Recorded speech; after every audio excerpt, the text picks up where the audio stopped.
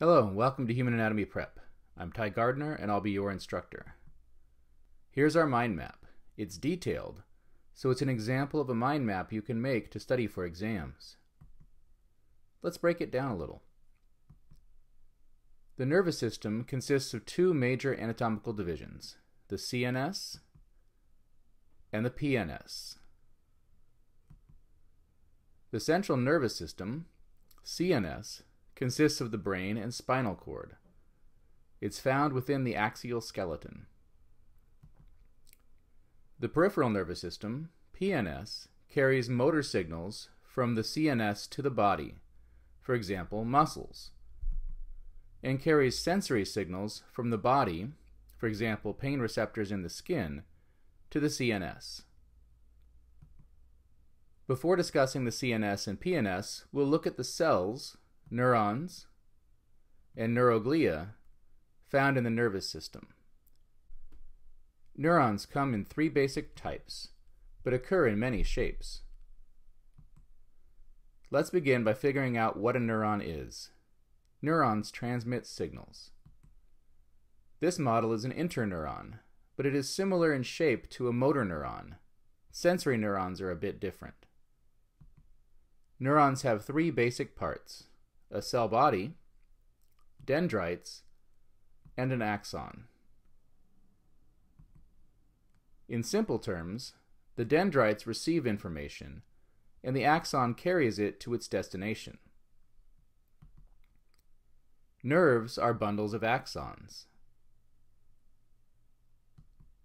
Motor neurons carry motor signals from the CNS to effectors, muscles and glands, the things that do stuff.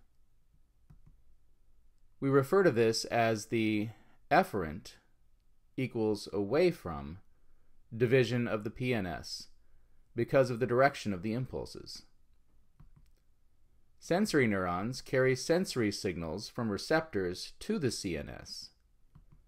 We refer to this as the afferent equals towards division of the PNS because of the direction of the impulses.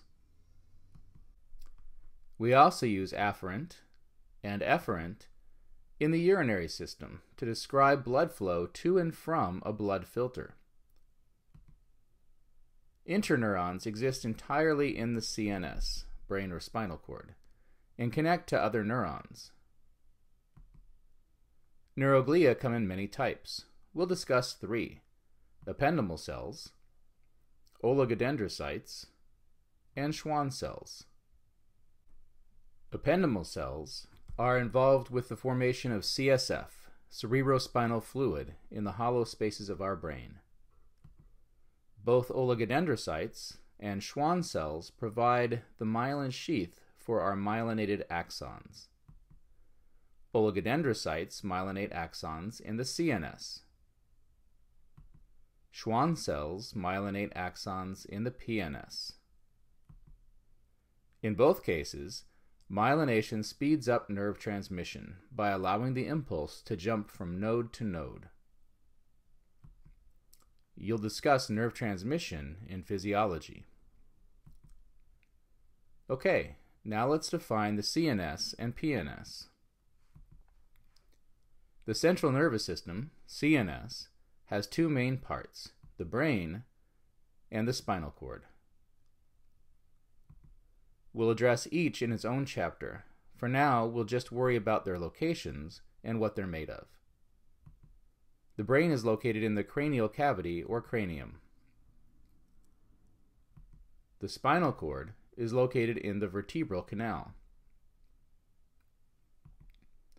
We could say that both are located in the dorsal or posterior cavity. We may also want to associate the CNS with the axial skeleton, as both are on the midline of the body. The brain and spinal cord are composed of white and gray matter. Here we can see gray matter in the cerebral cortex. Cerebrum equals largest brain region, cortex equals outer layer. Gray matter is composed of unmyelinated axons, cell bodies, and dendrites. Synapses are found here. A synapse allows a signal to move from one neuron to another via neurotransmitters. Here we can see white matter in the cerebral medulla. Medulla equals middle or inner layer. This white matter is composed of myelinated axons, insulated transmission lines for nervous signals. The peripheral nervous system, PNS, has three main parts: cranial nerves, spinal nerves, and ganglia. There are 12 pairs of cranial nerves, each with its own function or functions. For example, the optic nerve, cranial nerve number 2, carries visual information from the eye to the brain. While the optic nerve only carries sensory signals, others carry motor signals, or both sensory and motor signals. I'll share a mnemonic to help you learn these in the cranial nerve lecture. Spinal nerves carry sensory signals from receptors in the body to the spinal cord, and motor signals from the spinal cord to effectors. Here we can see that motor and sensory neurons travel on different nerve routes near the spinal cord, but that the spinal nerve and its branches, rami, singular equals ramus, carry both types of neurons. Cell bodies occur in gray matter in the CNS. In the PNS, they occur in clusters called ganglia, singular equals ganglion. In this case, the dorsal root ganglion contains the cell bodies of sensory neurons. As we have seen, spinal nerves carry both motor and sensory information. There are two basic types of motor information and two basic types of sensory information. Somatic motor information is voluntary. You choose the action.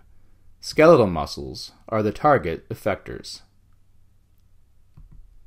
Autonomic motor information is involuntary. You don't choose the action and may or may not be aware of it.